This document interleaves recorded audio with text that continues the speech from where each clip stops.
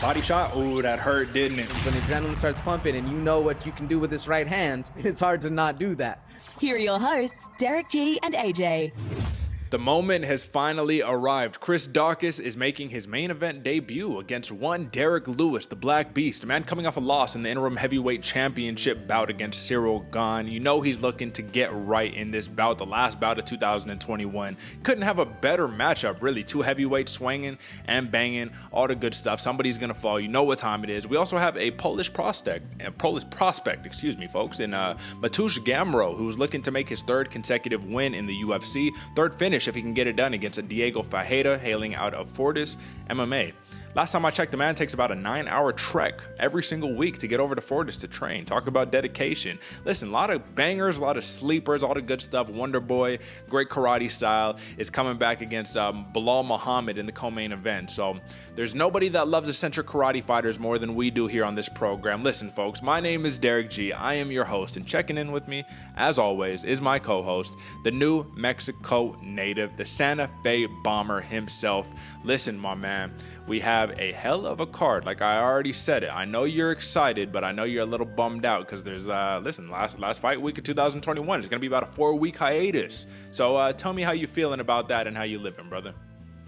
Man, I'm living well out here. Austin's doing real nice, man. Treating me real well. I'm excited for these fights, but like you said, man, I'm a little bummed out that we're gonna have a lull going forward as far as the combat sports. But I know you already know we got some sleepers up the sleeve, so we'll be talking soon, man. Yeah. But no, these fights are gonna go well, man. There's a lot of sleepers, a lot of bangers, literally riddled throughout this entire card from the top to the bottom. Absolutely. So I'm excited we're gonna close out this year in style, man. How you feeling? That's right. I'm feeling great, man. Well, listen, like I'm a little bummed out too because I want fights year round, and this is really a year round business if you come to think about it, my man.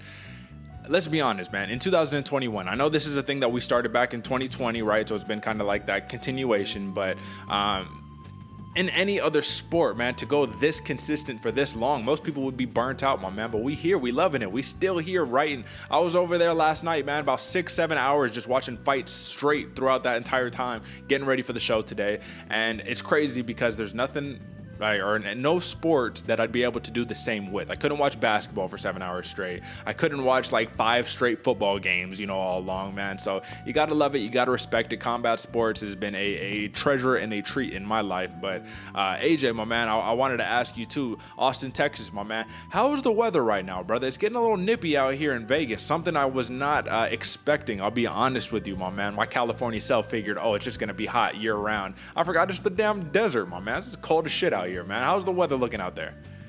The weather, it's weird out here, Derek. It's just like, how they say keep Austin weird. The weather's been funky too, man. Some days it's hot, some days it's frigid cold. Be wearing a sweater. I was wearing a sweater. I worked 5 a.m. this morning at my job. Got up, bundled up, sweater, thinking I was gonna need it. Walked outside, it was hot and humid. Literally, it was cool in shorts and a t-shirt. But the day before, crazy. I don't know, man. It's interesting. I don't know. Yeah. Nippy out here, but it's okay. I'm gonna have to trek my way through because I'm going to the UFC Apex tonight. Watch a little grappling tournament. We're gonna have James Krause there, Benson Henderson, some of the old UFC legends, all that good stuff, man. It's gonna be fun. Vegas, it's a city full of fights, man. Fight capital of the world. What more can we say? And what better place to end the year at the UFC Apex, my man. So this is where this fight is taking place this Saturday. So I want to hear, people say it's always so quiet in there. We're going to find out. First count experience right there on my hand. All right, AJ, let's talk about something really quickly before we move on. You kind of mentioned it here in just 1 second ago, but we're going to need to bridge the gap while there's no MMA stuff going on. So we're still going to be putting out episodes, folks. I want to definitely guarantee that for you. We're going to do an MMA awards, the yearly awards, all that good stuff. And at the end of this week, we'll be crowning the Bloody Water Podcast head-to-head 2021 tournament winner, championship winner. I think, my man AJ, you are out of contention mathematically. Math sucks, all that good stuff. But we still play for pride here. And the key is to get 6-0 this week. We got some different picks, so may the best man win. But I will be feeling great if I can stay under 100 losses or 100 wrong picks on the year. I will feel very, very good. And you got the potential because there's 6 bouts. You never know. We can go 0-6. We can go 6-0. You never really know. But if we can keep it under 120, my man, and stay over 500, we're both looking very, very good on the year. Once again, go talk to your favorite MMA analyst or MMA journalist or anybody who's into the sport and ask them what their picks on the year are. And I can almost almost guarantee you that it's not going to be an over 50% mark, and if it is, it'll be right there on the borderline. So, hard thing to do, but we get it done each and every week. Am I right, my man? Oh, you get it right, Derek. More often than not, you have no idea what's going to happen in this game. A lot of the ones that are even on the big networks like ESPN and whatnot, they're shooting about 40%, man. So up here at Bloody Water, you know where the best MMA content is. You know where to go for the picks. You know where to go to make some of that green. We got you here covered, man. Get your bread, man. You already know what time it is. And AJ, let me just say lastly on this one, my man, I do think that it's also an impressive task, an impressive endeavor, right, to be able to kind of be on the money, because Juliana Pena just showed us last week, don't ever guarantee anything. You can be a minus 1,000 favorite, and that doesn't mean anything. You know what I mean? Because two fists are flying, or, two people with their fists flying, man, all it takes is one shot. Ryan Hall, I was just listening to a podcast where he was talking about it, and he was saying against Ilia Topuria, he says he perfectly blocked like a spinning heel kick, and he was like, if that hand was just out of position in 1 or 2 inches, man, it would have been good night. So it's a game of inches in there. So listen, man, let's get after it this week, brother. We got to do a little bit of a poster review, my man, so I'm going to pull it up. I don't know where it's going to be on the screen, so get ready. Boom. Is it right there in the middle? Look at that. Perfect. We need to talk about the last poster of the year. This is 31 combined KOs is going to be the promotion behind the poster, but you got Derrick Lewis, Chris Daukaus, little graffiti scribbling, kind of New Yorkish style, even though this is a Vegas card. But I do think that it's impressive that the graphic designers, that the poster team, whoever is dedicated to be doing this stuff here at the UFC, they got the job done, man. And I think that they really listened a little bit and said, well, let's close out the year nicely. Now, folks that are listening and watching, I do need to note that AJ has never given a perfect 10 out of 10 pick throughout the entire year. You can't please this man. He's an art critique himself, a connoisseur, if you will. So now is the time. Tell me what you're seeing for those who are listening at home, brother, and give me a poster score for UFC Vegas 45. Well, first off, Derek, I like this poster a lot, my man. We got Derrick Lewis on the left, Chris Daukaus on the right. You got the 31 combined KOs, really, really hyping that up, making the casuals know that these dudes are coming with some heat behind them. I also like the little bit of scribbles they got going on, man. I really like this one. But even that, I'm still not giving it a 10, Derek. There's no 10s handed out over here. No perfect scores ever. I'm still battling between 8 and 9 just because I really do like this one. I like the orange aspect to it.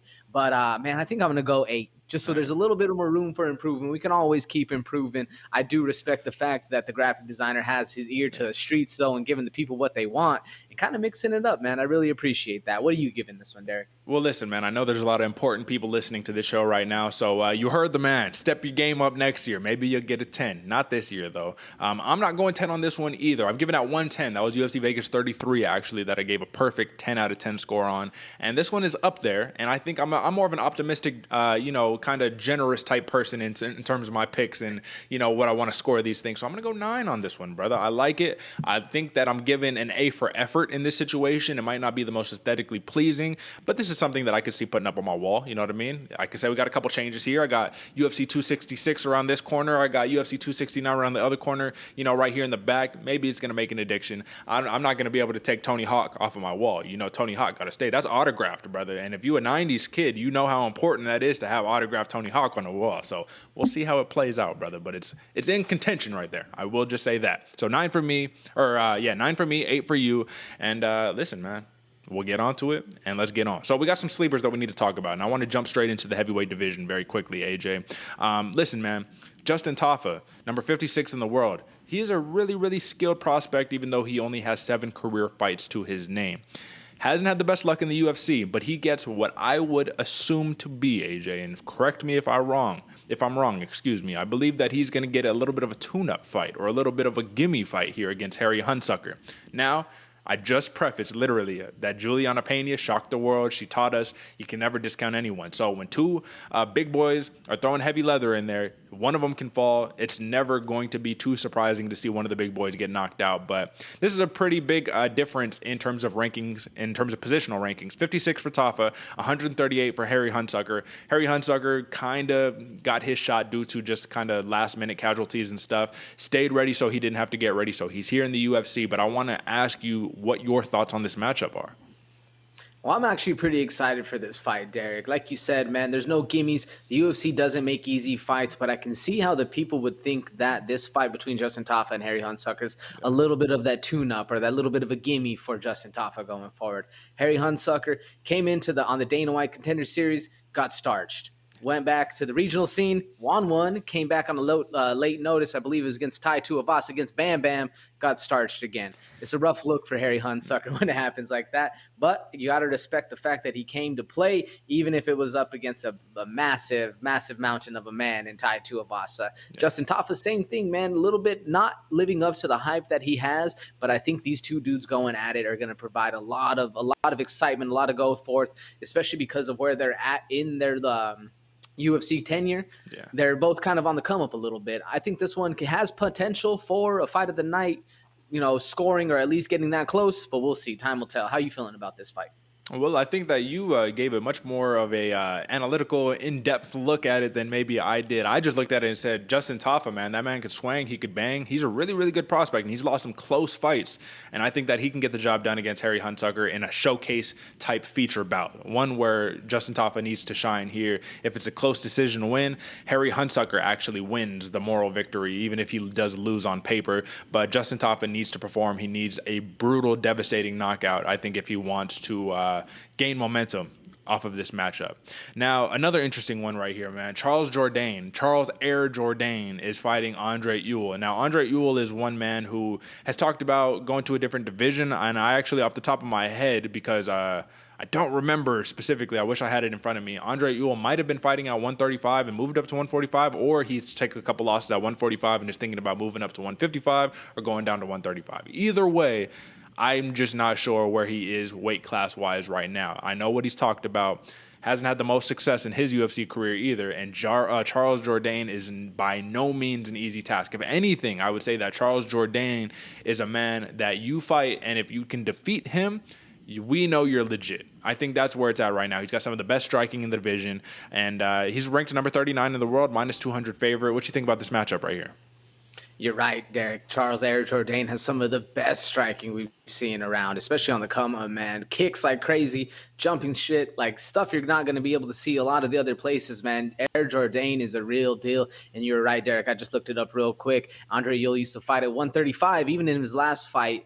I didn't look at the actual name against the guy, but in his last fight, fighting in 135, stepping up in competition to the 145-pound division. It's going to be interesting to see how he holds that weight, if he has that speed or if he has that power. Normally, the smaller guys have the speed advantage, but the bigger dudes can hit harder and take more punishment. It's going to be an interesting fight, especially with the speed of Air Jourdain has. And Andre Ewell, by the way, is no slouch at all. This dude has a serious chance to make a title run, man. If he kind of gets on his game, starts racking up those wins, we can see Andre Ewell's name in some promotions coming forward, man. What do you think?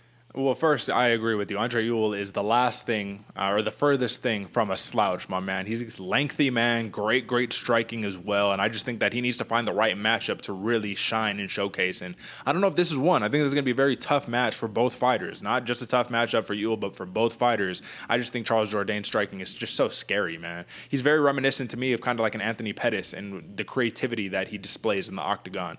Either way, it's going to be a fun matchup, so tune in for that one, folks. AJ, this has got moved up to featherweight, this matchup that I'm talking about next, man. So I have no rankings for either because I'm not going to rank somebody who has done nothing in another division.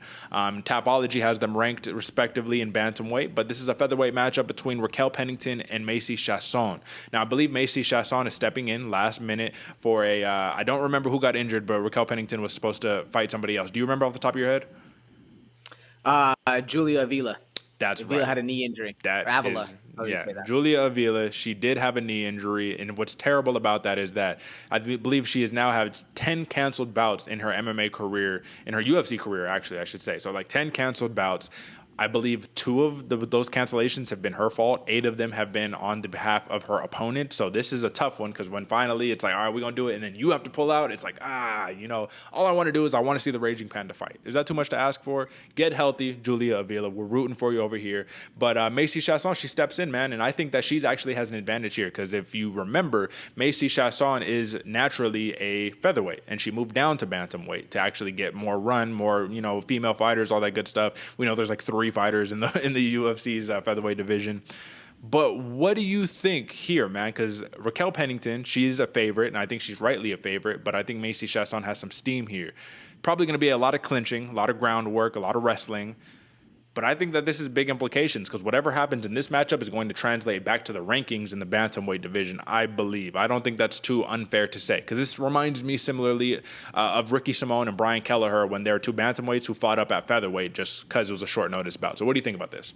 Yeah, I agree with you 100% on that. Even though they're not ranked in the 145-pound division, I still do think it holds weight in the bantamweight going forward. I was actually about to make this one my featured sleeper, man. This fight's going to be a banger going forward, Absolutely. man. I do give a little bit more towards Macy Chasson just because she has the kind of karate-style striking we're going to see, but a lot of clinch work. Very strong in the clinch. And Rocky Pennington, can't really doubt the old school vet, man, right there. She's a killer in the game, going to be going forward the whole time. It's going to be fun to watch. Like I said, I almost made this a sleeper, so you better tune into the prelims, folks. Check this one out. For sure. And Rocky Pennington, Raquel Pennington, she's in my top 10 in the women's bantamweight division. So listen, folks, she is absolutely no slouch there. She's a dangerous, dangerous fighter, and you got to be on your A game if you want to get a dub on her.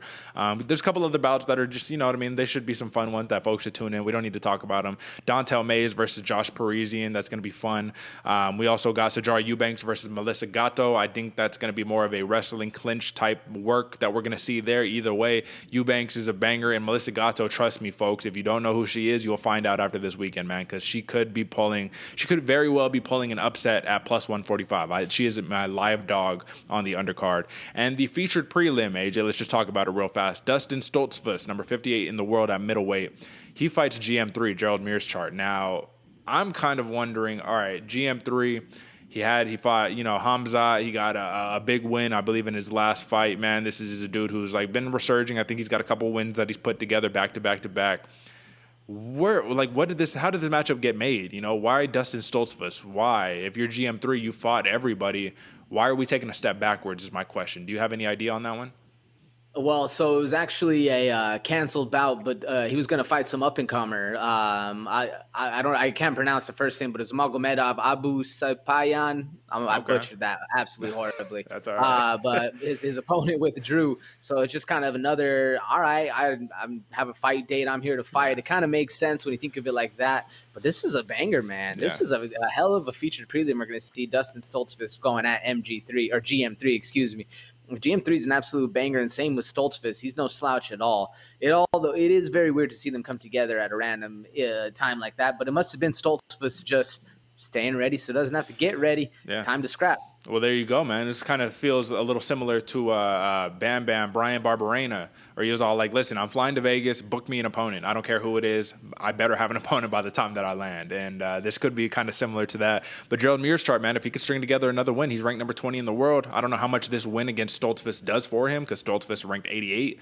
I might have said 58 earlier. Apologies. He's 88 in the world. But listen, if he can get another spectacular finish, I think he will break some type of submission record or something like that. He's right there. He's on the cusp, man. He's been doing it for a long time. That is your featured prelim. And yes, I do agree, AJ. Stoltzfus, he's no slouch. He's a very, very good German wrestler. Striking, little bit to be desired right there. So GM3, I think he'll have the advantage in the striking and the grappling. That's kind of why I'm like, it's kind of iffy matchup. Either way, should be fun. Now, AJ, we have featured prelims that we need to talk about. So let's actually get into some real ones. It's time for some fight night. If you ain't paying attention, you're going to sleep on me and I'm going to wake you up. You heard the spectacular voice of Bobby King Green right now just tell you keep sleeping. He's going to wake you up. We got some fighters that are going to wake you up, folks, if you're a little drowsy, a little sleepy right there. Let's start off with your first one, my man. And we got a fun one right here. So your first sleeper, AJ, it's looking like, and pull up my notes, apologies. We got a matchup in the lightweight division. Now, one of these fighters is coming off of a loss. Both of these fighters are coming off of a loss, actually. One a little more embarrassing than the other. Matt Sales coming off of a twister loss against Thug Nasty Bryce Mitchell. And, I mean, listen, Thug Nasty is one of the best grapplers in the division. That was just a spectacular thing to watch because Matt Sales is a man who knocks people out cleanly, right? This is a dude who he touches you. It's going to be a long or short night for you. Now, the Monkey King and Jordan Levitt, he got a slam KO against Matt Wyman, hit the splits, did the whole fancy stuff, and then got basically controlled for 2 out of 3 rounds against a very, very talented Claudio Poyes in his last fight. So both of these was coming off a loss, but I think big things are expected from both of them respectively. So let's talk about it. Why is this your sleeper, AJ? Yeah, you hit the nail on the head, Derek. I actually think both of those losses are a little bit embarrassing, to be honest with you, man. Matt Sales coming out of the Contender Series hot. and then just gets absolutely demolished by Thug Nasty, get put in that twister. Kind of got a little bit infamous, famous, however you want to say that. Whenever you get a twister hit on you, something that spectacular, everybody remembers your name, but for all the wrong reasons. And Jordan Levitt, dude, very eccentric, very flashy fighter, talented in all aspects of the game, but he got controlled in his last one, man. I chose this one as a sleeper because both dudes need to get one back. They need to get back on track, get right with themselves, and start their winning ways once again, man. Sales on one hand, being dominated by Bryce Mitchell and finished in a stylish way, always embarrassing, always kind of hurts that ego as a fighter, and you think like, man, like, you know, how did I let this happen? And then Levin, on the other hand, it may not have been the flashy performance we're used to seeing, but he was trying his hardest. It didn't get the finish. Wasn't able to fight his fight, which is, some would say is a little bit more demoralizing because you gave it all you had, and there's nothing you could do against this man. Personally, I'd rather take the quick KO, the quick submission, and just, you know, chalk it up to, you know, luck or whatever it is. So that way you don't have to face the fact that you went toe-to-toe, mano-a-mano, and you did everything you possibly could, and that guy was still better than you. Either way, both of these dudes have that chip on their shoulder, and I'm expecting them to bring that fire to the octagon in this one and get this one back and end this fight in a flashy KO style or flashy finish of some sort. We're not going to see a fight of the night here, but we might be seeing a performance of the night. Derek, what do you think? Well, I do got to push back a little bit, man, because Jordan Levitt, though he did get controlled for 2 or 3 rounds against Poyes, when I was watching that first round, man, I thought Levitt did a really good job in terms of playing jiu-jitsu, but that's the problem in an MMA fight is you can't always play jiu-jitsu, right? So that kind of bottom game that like, oh, I'm advancing submission here, transition here, I'm going to use this to get back up to my feet, I'm going to chase the single, get you back down, try to work on this. That it's all fine and all in a jiu-jitsu competition, man, but in MMA, it just kind of lost him the round. So I didn't think it was as bad as maybe hindsight makes it seem. But either way, I do think that in terms of this matchup being a striker versus grappler matchup, which it clearly is, Jordan Levitt, if he can get his hands on Matt Sales, man, listen, I'll just say Bryce Mitchell, all it took was a very simple single leg to get him on the ground and control him for the rest of the fight. I think Jordan Levitt could do the same thing. Jordan Levitt also has a really nasty single leg. So I'm looking at more of a performance of the night bonus coming Jordan Levitt's way in this matchup, but he's going to have to get Matt Sales on his back because if he's on his feet, man, Matt Sales could very, very easily get a knockout win in this fight. So I will just put that out there. Jordan Levitt's never been knocked out. Matt Sales only been submitted once in his career, and that was that twister. So very, very extreme and demoralizing way. But that's going to be a fun sleeper. Fun sleeper, AJ. Over and under is 2.5 rounds. You going over or under on that one? Ooh, I'm going under on that one, Derek. I think we're going to see the finish. Biggest surprise to me is that this is a minus 110 pick 'em a piece. So, you know, pick your choice, folks. This is a coin flip on this one. My sleeper, AJ. Now, this is going to be a little unexpected of me because normally this wouldn't be a sleeper. This would be obvious. You'd be like, this doesn't need to be a sleeper. But I have Raoni Barcelos, number 18th in the world, fighting at 135 pounds. And he's fighting a dude making his UFC debut in Victor Henry. So we got a bunch of short notice kind of stuff going on over here. Victor Henry, he's taking this bout in 2 weeks' notice. My man. This is a dude who, listen, I'll just say he's got a ton of experience, not necessarily in the best promotions, but this dude is the definition of dog mentality. He is an absolute dog, brother. Like, I'm saying legitimately. When you watch him fight, all you're hearing is, oh, yeah, he got fucked up in the first round, but look at how he came back in rounds 2 and 3. You know what I mean? Like, oh, he was starting to lose, but look at how he did. You know, it's always that come from behind story. It's that dog mentality, great cardio, dangerous grappler with nasty striking. It's that type of story for him. And he's fighting a dude who he's going to need to bring all those intangibles with because Raoni Barcelos is one of the best strikers in a 135-pound division. We've been saying for multiple fights already, how does he not have a number next to his name? Nobody can understand it. Yes, did he drop the ball against Timur Valiev? Very controversial, kind of close fight, you know what I mean? Yeah, he did, but aside from that, 4-1 in his last 5, 16-2 in his MMA career, 5-1 in the UFC, yet he still has no ranking. Ranked number 18 unofficially on Tapology, but in my mind, this is a dude who, with a big win here, even though this is just a random UFC debut, or not random, but a dude making his UFC debut. I think if it's a spectacular finish, you got to rank him. Come on, man. Or at least get him 16, 17, get him right on that cusp where it's like one more fight, you're there, you're fighting a ranked opponent. I understand it. Bantamweight is super duper stacked, so you're going to have a bunch of killers that you're not going to necessarily be able to have in the top 15. You can't fit 30 people in the top 15, obviously. But listen, that's neither here nor there. I will say, Raoni Barcelos, we know everything there is to know about him. fast, wicked striking, nasty calf kicks, leg kicks, body kicks, head kicks. He'll go everywhere with it. For Victor Henry, wide array of kicks himself, man. He has this kind of interesting Muay Thai stance where he's just blasting body kicks, blasting all this stuff. But like, the biggest intangible for him is the great cardio and the dangerous grappling. But AJ, do you remember against Timur Valiev, we're talking about, Valiev, such a nasty wrestler, you know what I mean? He's going to be able to out-wrestle Raoni Barcelos. And I was like, don't forget, Raoni Barcelos is one of the best wrestlers in the division as well as being a striker. So he is a -310, sizable favorite for a reason, but I do think that this has fight of the night written all over it if Victor Henry can keep it a dog fight. You know, some of the best fighters do their best work when they can cleanly sit, plant, get to work. But when somebody makes it a dogfight, like Pena did to Amanda Nunes, where it's not clean, it's right in your face, I'm not letting you set up anything, things could get a little interesting. And that's all I'm going to say, because I do expect Barcelos to get the win here. Over under is 2.5 rounds. And like I said, -310, he's a very sizable favorite. But I think Victor Henry is looking to impress some people, similarly to a Chris Moutinho, but more competitive. Not just walking punching bag, more competitive. What do you think about this matchup, my man? This is obviously on paper. You're like, what the fuck is this? Why are we even putting this together? But like I said, with what I've explained to you, does it make a little more sense why this could be an entertaining matchup? Oh yeah, 100%, man. And honestly, on paper, when I looked at this one, I was like, man, who's this dude fighting Raoni Barcelos? Like, I haven't heard his name. I haven't checked him out. Got to do some little bit of research, and you hit the nail on the head, Derrick. This dude is an absolute dog. He won his LFX championship by literally losing round one. Everyone thinking, this dude's getting put on, and then comes back with a vicious KO finish. It might have been TKO. I'm not exactly sure. He put it to the guy either way, man. Nice kicks. Henry has nice kicks, nice knees. A dog of a fighter. You can never count this dude out, and very experienced, man. The fact that he hasn't been, this is his new fight or his debut fight in the UFC doesn't really mean much to him, because this dude's been a pro for 11 years. Sure, the lights might be brighter. It might be the biggest show he's ever had, but this dude's been doing it for a lifetime already, and he's going to come prepared. Barcelos, I mean, you said it the best, Derrick. We already know what this dude can do. Fast, maintains power, down to trade, very classic Muay Thai style striking, one of the best strikers in the 135-pound division, but don't sleep on his wrestling, because this dude can get it done. I think they were saying number one Brazilian wrestler out there. I don't know how heavy that holds, how heavy the weight implications of that are, but either way, this dude can grapple with some of the best of them out there. Going to be an entertaining fight.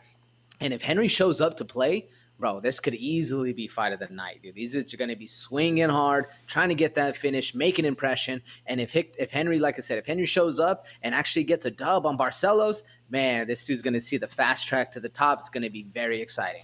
Absolutely. And Victor Henry's nickname is La Mangosta. So, folks, if you don't know a little Spanish, the mongoose right there. And you don't get that nickname for no reason, folks. You got to be a scrapper to be nicknamed the mongoose right there. La Mangosta. Right on, man. So those are the sleepers. Those are our featured sleepers for UFC Vegas 45. If you're going to tune into any of the prelims, you got to tune into the ones that we just mentioned, basically. So you got the one that kicks off all of the fights, Jordan Levitt versus Matt Sales. And then you got one right underneath the featured prelim, and Raoni Barcelos versus Victor Henry. You're welcome, folks. So before we move on, drop a like, subscribe, all that good stuff. We're almost at 320 subscribers, so slowly but surely making our way up. We appreciate you guys. You already know what time it is, but do us a favor. Definitely, if you're listening to this, folks, I need you to go rate us 5 stars on Apple Podcasts. It's so important, because if you get that rating up for us, more people, when they type in the Bloody Water Podcast, is able to jump straight onto it. It's a little thing called SEO, search engine optimization. So if we can boost up that SEO, boost up some of those ratings, some of those shares, all that good stuff, man, it'll just put us all in a better spot. AJ, once again, I check in with you every couple months just to see where you at in terms of like where you listen to things at. What are you listening to on right now? Are you still heavy on the YouTube? Are you an Apple Podcast? Are you a Spotify guy? Stitcher? You know what I mean? I mentioned Fountain the other week. There's a bunch of different sources you can go. What are you listening primarily onto right now? Oof, man. Lately, dog, I've been listening to Audible. I've been doing the book route. I haven't been really listening to many podcasts except for the JRE, which I tune in on Spotify. But if you're into money and you're into some other stuff, man, check out Tony Robbins. That's what I'm reading right now. Right, but for my Spotify, I got the JRE lock-in. I got a fighter in there, not fighter in the kid. I just blanked the name. Either way, turning in for Spotify over there. for my podcast. What about you, Derek? Yeah, so I'm heavy on the Apple Podcast, just with the iPhone. It's easy, it syncs up, you know what I mean? I do a lot of YouTube, man. YouTube is my life, you know what I'm saying? Basically, I don't got cable, so it's all YouTube over here. But I'm basically the same thing, man. A lot of podcasts that I like to go and listen to on myself. And sometimes obviously I like to listen back to the podcast that we do, man. It's always good to do your film study, as they would say, or on yourself, you know what I mean? How can I advance? How can I get better? So when you're listening to the Bloody Water podcast, when you're tuning back an episode, what are you listening on? Are you on YouTube, Spotify? What do you want? Yeah, I do the YouTube, man. YouTube. I have YouTube Premium, so I just literally let it play, do it on, keep going. And for a while there, I wasn't too big on listening to myself, as with the post reviews, I'm a little critical. So I think always the worst, which is good because you're trying to get better. But I check it out on YouTube if I ever do, man. Well, there you go, folks. You got the right there from the man himself, the man who actually records the episodes himself. He listens to it on YouTube. So go over on YouTube, Bloody Water Podcast. You can type in Free Thinkers Club. That's the channel name. Either way, we did our 2021 snapshot, folks. We had 100,000 watch minutes and 50,000 views on the year. You guys are awesome, man. I can't appreciate it enough. You know what time it is. Let's keep it going, though. Let's keep it going because we're going to stop with the accolades, stop with the, reminiscing and get into some main card bouts, brother. Let's go. Here's to another main card breakdown, courtesy of your hosts, Derrick G and AJ. AJ, what better way to start off UFC Vegas 45's main card than have a banger between two UFC veterans? One in particular, I'm not going to say one because both of these dudes got fight of the night bonuses all over the place, performance bonuses all over the place, but Cub Swanson is a fight of the night master right there. He somehow, some way knows how to put them together. So the killer, Cub Swanson, is fighting against the Damage and Darren Elkins. This is a featherweight matchup. Minus 200 favorite is Swanson with a plus 170 comeback for the Damage, Darren Elkins. And what's interesting is that Elkins is coming off of one of those come from behind vintage the Damage wins against Derrick Minner, right? Where he was losing the first round until he came back in the second, got the job done. Relentless wrestling, relentless pressure, TKO victory, crucifix, smashing down elbows. You know what time it is. Cub Swanson was on a little bit of more of a bitter ending against Giga Chikadze in his last fight, where he caught the Giga kick, got kicked in his liver, and that was all she wrote. And Cub Swanson, he gives out some nice body kicks himself, so it's tough when you eat a little taste of your own medicine. Either way, these dudes are some of the most experienced fighters on the roster. 27 wins for Cub Swanson, 26 for Darren Elkins, 12 UFC wins for Swanson, 16 UFC wins for Elkins. Talk about experience, my man. When you see a matchup like this, AJ, this is my first question to you. When you see two veterans in here with this much experience, is there anything these dudes haven't seen? Like, do you go into it thinking, like, man, these dudes, are they going to be timid? Are they just going to go? Like, they have seen so much. They've seen it all. They've done it all. They're two veterans. How can you have an edge here? It's hard to have an edge when both of these dudes have this much experience. What do you think? Yeah, it's very hard to have an edge because you're right. Both of these dudes have seen everything, done everything. And even when we think that the most, then something crazy like Cub Swanson has in his last fight where he got kicked in the liver. And you think, oh, this dude can handle shots. Yeah. But sometimes there's just those ways which we get it done. Anytime I see two veterans going at it like this, all I'm expecting is a dog fight. And kind of a very calculated chess match of a dog fight because both these dudes are killers. They know how to get it done, have great cardio. It's just going to be who's the better man of the night. Man, this one's going to be very, very fun to see who takes actually the advantage and sticks with it. Because if Darren Elkins gets up on you and starts running away with it, that's a long night, man. That's a lot of cardio. That's a lot of sweat you're going to be doing. You're going to be breathing, regretting your life choices. Same thing with Cub Swanson, man. You don't want to be getting on a KO highlight reel from Cub Swanson, man. The killer's the real deal. Yeah. It's a good nickname for him because he can put you out. And you know what? I agree with you, man, because I do think if Darren Elkins gets that wrestling going early, once again, it's going to be a long night. But if Cub Swanson can keep the fight on the feet and start picking him apart in the boxing, it's going to be a long night for either one of these dudes. So it's just a matter of who is going to be the bigger dog. And both of these dudes are the biggest dogs in the UFC, not just the division, but the UFC. So what I wanted to ask you on this one, my man, is that most people are probably going to look in this fight, even though Darren Elkins is an underdog, they're probably going to say, okay, well, Elkins' game plan is going to walk forward, pressure Cub Swanson, and take him down. But it's easier said than done. It's not something everybody can just do, right? Let's look at another dude who was expected to do the same thing, and he had much more hype on him, and that man's name is Kron Gracie. When Kron Gracie fought Cub Swanson, this is a dude who could submit anybody, man. This is a dude who could submit anybody bigger than him, smaller than him, it doesn't matter. He walked forward against Cub Swanson, made it a dogfight, made it a real dogfight, tried to get some takedowns, couldn't. Cub Swanson was able to keep the fight on the feet. He's a BJJ black belt himself. Like, let's not forget that. And what's most underrated about the killer himself is I think is his underrated footwork and mobility. He has great footwork, man. He's keeping that foot in the tire. He's moving in circles, lots of lateral movement. He's not in one place where Darren Elkins is going to be able to just straight line double leg him, right? It's going to have to be a sprawl. It's going to have to be a scramble. It's going to have to be one of those weird motions, I think, for Elkins to really secure a takedown on Cup Swanson. Now, what's the likelihood, though? You know what I mean? That Elkins is able to control this fight on the ground. Do you think that this is going to take place more on the feet or on the ground or a mixture of both? I think it's going to be the washing machine fight, man. These dudes are so experienced one way or the other. I think it is going to be hard for Elkins to get Swanson down with just how much experience he has. Yeah. But at the end of the day, when the damage is on a mission to get you down, he's going to shoot, 15, 16, 17 different times. And one of those is going to happen. And if he's able to control it, it's going to be a long night. Well, 2.67 takedown average per 15 minutes for Elkins at about a 33% clip. So it doesn't look too great. But then again, when you take a lot of shots, I mean, that number is not always going to be perfect. 60% takedown defense for Cub Swanson. He also likes to throw in about a takedown and a half himself at a 50% clip per fight. But my question is really the one that's going to kind of conclude, I think, how we're going to look at this matchup. It's round 3. The score is 1-1, right? Who takes over the round, gets it done, cardio-wise, dog-wise? Because I'm not going to lie to you, AJ, I get a little worried about Cup Swanson later rounds 2 and 3, especially when it's a lot of grappling, a lot of movement. He gets a little tired, gets a little lazy, makes some mistakes that he wouldn't do if he was fresh. And Darren Elkins, it feels like cardio or no cardio, he goes. He's a wrestler. He has wrestler mentality, grinder mentality, and I kind of give him the edge. If it's 1-1, round 3, who needs to get it done? I kind of give him the edge on just getting the takedown and controlling it and winning the fight. But what do you think? Yeah, I'm with you on that one, man. I give the same thing to the damage. This dude, literally the first note I have for this dude in all caps with an exclamation point at the end is grinder. Mm-hmm. Literally, you want to get tossed in a meat grinder. The Darren Elkins, the damage is the one you don't want to have it with because he will make you punish. He will make you bleed. And as far as the gas tank goes, we've just seen his gas tank be basically incomprehensible. I don't know if that's the word for it. Been unchallenged. This dude has an endless gas tank. You're going to see it going. Very well versed up and down. I think we're going to see a washing machine, man. All right, man. Well, I will say Elkins, he has great cage wrestling, great top control, and believe it or not, had a high school wrestling record of 101-9. So, I mean, he's very many years removed from high school. The man is like 38 years old, you know what I mean? But it's an impressive stat nonetheless.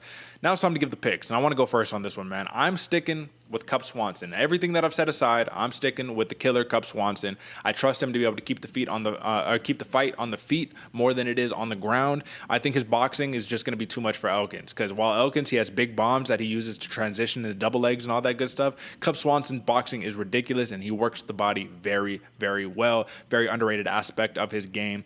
Footwork is one of those things that I talk about when I'm in jiu-jitsu class and I see so many point A to point B people and I'm like, oh, you could tell you've never done any striking because if you did any striking, you'd put your foot in the tire, you'd move in a circle. You're gonna chase me in a circle all day long because you can't cut off the ring because there's no ring. It's an open mat. You know what I'm saying? So if you're able to do that, you're able to just keep it moving, keep the movement flowing, and be a flow fighter like Cup Swanson can when he's fighting at his best. It's just going to be very tough for Darren Elkins, in my opinion. So I'm going Cup Swanson. I'm going a unanimous decision win because let's be honest, man, it's pretty tough to get the damage out of there. He's the damage for a reason. So that means for the over and under, this is 2.5 rounds. I'm going over. So over and Cup Swanson, UD. Who's your pick, brother? Yeah, I'm going with you with the over, Derek, but I'm actually going with the underdog on this one, man. I'm going the damage, Darren Elkins. I think that this fight, yeah, I agree with you. Cub Swanson has some very smooth hands, and I'm hoping in this fight, either way, both of these dudes kind of start to get the recognition they deserve, man. Yeah. But I'm going with Darren Elkins because I think that gas tank is going to hold true. Round 1 might be a little dirty, but round 2 and 3, the card is going to start to take effect. We're going to see damage controlling the entire time. I'm going Darren Elkins by decision. And I'm going with the over again, man, by decision. Okay, so we got a contrast in the people we're picking, but we're both agreeing this probably going to go over 2.5 rounds. And if you're betting on that one, the over is plus 115, the under is minus 145. So odds makers think that this fight's going to end early. We'll see what happens, folks. Next matchup, Diego Ferreira, number 15, ranked in the lightweight division, is a plus 165 underdog against the Gamer, who's a minus 195 favorite. Mateusz Gamrot, Polish specimen, Polish prospect, soon to be contender if he gets a big win here. AJ, man, Diego Ferreira, he's had 2 back-to-back really tough fights, man. Yeah, you tell me you have to fight Beneil Dariush and Gregor Gillespie back-to-back. You lose those fights, do you really get that much of your stock dropped? Like, not really, right? Yeah. No, not at all, man. Those are killers right there. Those and title contenders, at least one very close, another one in the very near future. Yeah, absolutely, man. And I will say his last loss against Gregor Gillespie, that one was a little more debilitating because I believe he missed weight pretty bad in that fight and then got stopped in the second round in what was none other than a barn burner of a fight, man. It was just constant sprawling for literally 5 straight minutes until the second round came and he got finished. He had no gas left. But Diego Ferreira, I always say he's the definition of a scrambler, man. That's all he does, constant scrambles. He uses submission attempts to get back up to his feet. Very active guard.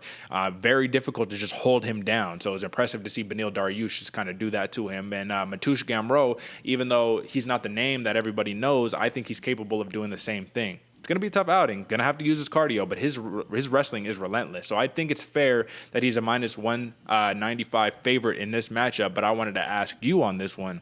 Do you think that this is a little too quick of a rise for him in terms of a step up in competition? I don't think so. But if you look at his last 3 in the UFC, you got Kutateladze, right? He lost that one. First loss of his entire career. Scott Holtzman knocks him out. Jeremy Stevens submits him in 1. Now you get Diego Ferreira. So do you think that this is like the appropriate way to build up a prospect this way, or do you think they're fast-tracking him a little bit? I think they're fast-tracking him, man. And as much as I think Gamrot can handle that, the gamer is game. It's a very apt nickname that he has because he is very much down to scrap and in it and has the skills to be there. But I just hate when we're having these young fighters come up, get a couple losses under him. Like you said, he lost that first one to Kutateladze, and then maybe he drops another one to Ferreira, and then he kind of loses that steam where if he went, and I hate saying this, but a little bit more of that boxing route, that style of where we're building up fighters, kind of how Tom Aspinall's doing it. He's not being thrown to the dogs right away. It just makes his longevity and his rise a little bit more steady, which means it makes the drop off just as steady, and it's not going to be as up and down, if that makes sense. Although, don't get me wrong, I think the gamer can handle Ferreira, and I think he can handle his own with that top 15 to 10 to even up there to, the 5s. We'll see, but a little fast for my liking. I'm with you. And folks, you know, because Chris Daukaus is fighting on this card, my man AJ got to throw a shot at my man Tom Aspinall. I know they're not fast-tracking him. I don't know why, man. He's not getting the same love Chris Daukaus is, but it's okay. Tom Aspinall will meet that man Chris Daukaus one of these days.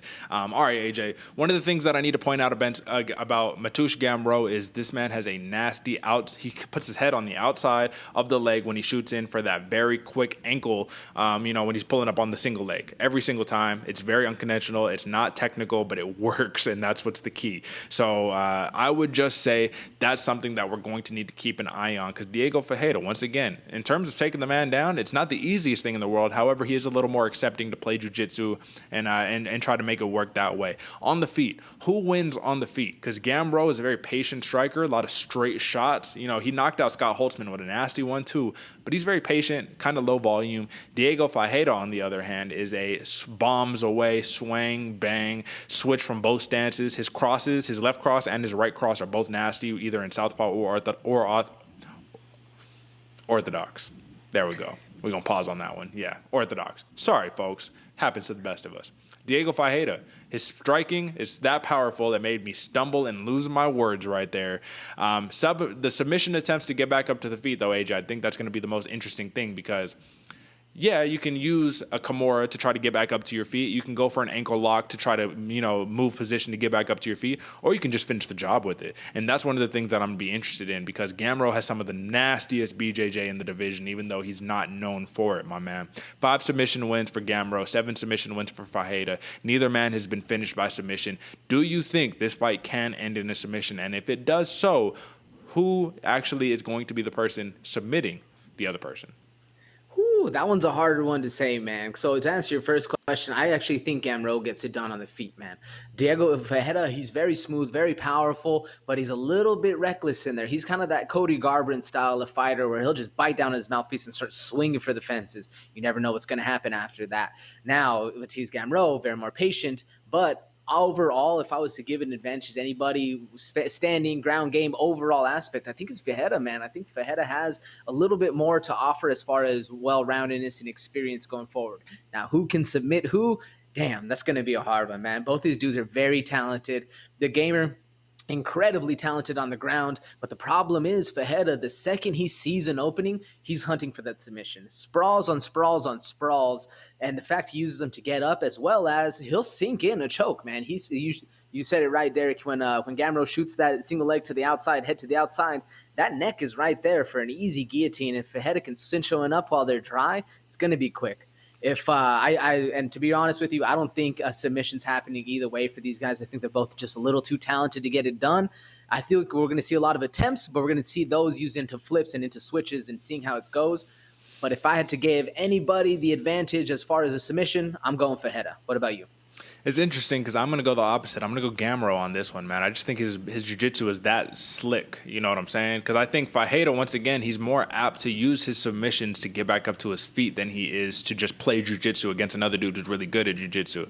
His fight against Beneil Dariush is very telling because Beneil Dariush isn't the dude who's always looking for the submission, right? He'll use a lot of top control and just kind of, maintain that wrestling on top. You get the half guard, do nasty stuff like that. But for Gamrot, I mean, look at how he pulled the Kimura against Jeremy Stephens. Jeremy Stephens tried to Kimura Gamrot reversed it and Kimura Stephens was like, no, brother, we're not doing this. You know what I'm saying?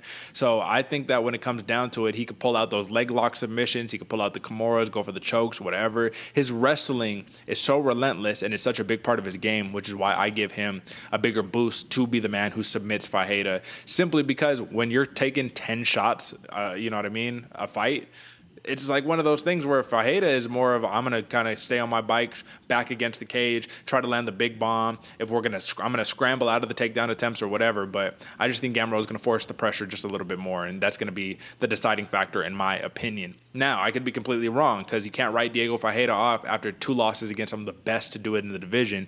But then again, we've also seen cardio be an issue for the man. So Gamrot, we know cardio is not going to be a problem. So if this hits rounds 2 and 3, I definitely am going to give the edge there. Who wins this fight? Why? Over and under is 2.5 rounds. Where are you going on this one, brother? Yeah, man, I'm going with the over on this one. I think this one's going to decision. I think the gas tank is going to hold true.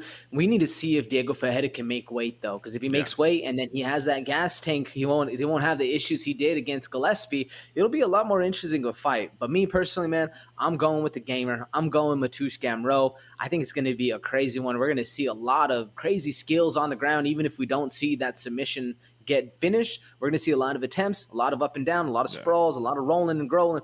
It's going to be fun, man. I'm going with the gamer, Mateusz Gamrot, by decision. What about you, Derek? Well, you know what? I think that the winner of this fight is going to have the best cardio. So I think that cardio is going to be the nail in the coffin for this one. I'm going Mateusz Gamrot, but I'm actually going to go a little bit under 2.5 rounds. So I think that the man gets it done early, round 3. I think he's going to break Ferreira because if Gregor Gillespie can do it with just wrestling, you know what I mean? Because that's really all Gregor was trying to do. He took the back a little bit, you know what I mean? But it was just wrestling transition. Wrestling. That's literally what Gamrot does, man. Like, his wrestling is so relentless. If Gillespie could break him early in the second round, I think early in the third round, Gamrot can get it done. I'm going a early third round TKO victory for Mateusz Gamrot. I do agree. I don't know if there's going to be a submission pulled off in this one. It might just be a little bit too tricky. And, when it's round 3, sweaty, slick, it's going to be tough. But I think American Top Team gets back into the win column because they've had a rough couple of weeks. Let's just put it that way. So Mateusz Gamrot, I'm going the under 2.5 rounds. So AJ's going over. I'm going under. And, we're both picking Gamrot on that one. So, listen, man, no disrespect to Diego Ferreira because he's a hell of a fighter. I have to say that. I cannot say that enough. But I think that it's the gamer's time, and I think that he's as game as ever. Listen, he's 19-1. It's not like this is a dude who has no experience. Former regional champion and other promotions out there in Poland and all that good stuff. He has ADCC experience, all that. I'm sure Ferreira does as well. It should be a fun one. Let's move on to the next one, AJ. All right, so once again, we're back. Number 12, Raphael Assuncao, plus 230 underdog, man, against Ricky Simon. Minus 280 favorite, my man. And this is another one where you're just like, yo, these dudes are like OG veterans, man. These are dudes who are like, these were the guys, these were the names, and they're these big underdogs. But I can understand this one because Raphael Assuncao has had a rough couple of fights back to back, man. He's on a 3-fight losing streak, got knocked out by Marlon Moraes. He got submitted by Marlon Moraes. He got a unanimous decision loss against Corey Sandhagen. And then, of course, he gets knocked out by Cody Garbrandt, right? That was that Hail Mary put your hand in your pocket and swing for the fences right there, man. Knockout loss in a fight where Raphael Assuncao was not doing bad, man. I mean, overall, it was a very close fight back and forth. But Ricky Simón, he's on a 3-fight win streak. Last one against Brian Kelleher, he got a win over Ray Borg. His last loss was against Rob Font, and prior to that, it was Uriah Faber. So those are also some very, very big names right there. Wrestler versus striker? Raphael Assuncao has great jiu-jitsu, but we know at this point he likes to get a lot of the work done on his feet with his hands. But the biggest thing that has been a problem for Raphael Assuncao in his long career, the man is a low-volume fighter, AJ, you know? And I think that's an easy way Ricky Simón could just win this fight, man. Wrestle, just rack up those little tiny strikes, man. Get a couple significant strikes in there and just win on points there. But we have to talk about the notable wins for Raphael Assuncao. Let's not forget, because this is a game of recency bias, right? Win over Aljamain Sterling, current bantamweight champion. Win over Marlon Moraes. I mean, not as impressive these days, but still, huge win, right? Win over Rob Font, win over Pedro Munoz, and win over TJ Dillashaw. So that's 2 champions right there, right? And then another just huge contender list right there. Those are all just notable wins, man, throughout his career. So we can't decide a fight or match a fight or decide the winner of a fight based off of this is what you did 5 years ago, 6 years ago, 4 years ago, 3 years ago. We can only talk about what they've done recently. And in this recency bias, AJ, you have to think Ricky Simón has the edge here. Am I right? Yeah, I can see why he's a 280 or 280 favorite in Ricky Simón. Just because, man, Raphael Assuncao isn't the name he used to carry, man. He used to carry so much weight. You'd hear Assuncao and you're like, damn, this is going to be fighting again. I agree. Like, his hands are looking impressive. And I actually like how you said he's a slow output fighter. He is. You know, he's a little slow. He'll march you down. He'll walk you down. But I like how methodical and measured he is. He's really reading a lot. It got him into some trouble with the garbrandt because the 1 second he didn't stay with that measured, he overextended and got clipped pretty dirty too. It didn't end very well for him. But this dude is very powerful. He's willing to sit down on his shots instead of evade. He's one of those ones where he sees a hook coming, he sees a cross coming, he'll duck under and just switch to the other side. Instead of actually moving out of the way and retreating, he'll just literally get out of the way of the boulder and then turn right back around, still keeping his foot in that tire. Switches up his stance very often. And it has a powerful chin for the most part until he gets caught with an absolute bomb from the shoestrings. So it's going to be hard to say. I think Ricky Simón's best way to go about it is with that pressure wrestling. Yeah. If you can get that pressure wrestling going, it's kind of hard to vote against him on this one, in my opinion. I don't know if you have your notes in front of you, and if you do, just don't look at them real fast. Take a guess for me real quick, a quick estimation. If you had to guess how many takedowns per 15 minutes Ricky Simón averages, would you go above or below 3? Above. Would you go above or below 5? Below. Okay, well, you're wrong, sir. Almost 7. 6.93 takedowns per 15 minutes for Ricky Simón. Talk about relentless wrestling. I said Gamrot was a relentless wrestler. Ricky Simón is the definition of pressure wrestler. Excuse me, folks, slurring my words. Definition of just beast day on you, man, like white on rice. And that's the thing that wins him fights, man. So believe it or not, Ricky Simón, he has a controversial, but he does have a win over the machine, Merab Dvalishvili. Let's not forget that right there. Notable wins for Ricky Simón.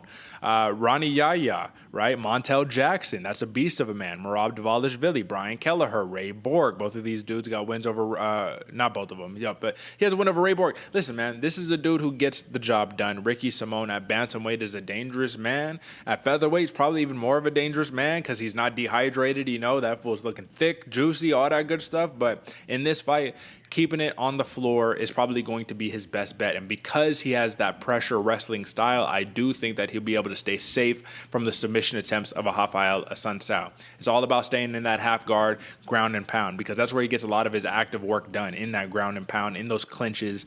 But for Raphael Assuncao, would you agree that his right cross is a ticking time bomb ready to explode? Like, if he lands that flush right cross, you're probably going to go to sleep. Even though the man only has 4 knockouts and 27 career victories, I think his striking is massively underrated. What do you think? Yeah, I agree with you. Massively underrated. And I think the only reason he doesn't land that right hand more often is because everybody knows how powerful that thing is, man. He keeps it there as a piston. And if it hits you, you know. You can literally see it's one of those Kamaru Usman, Masvidal, where it turns your head the entire other way around. Everybody knows Assuncao has that kind of power, man.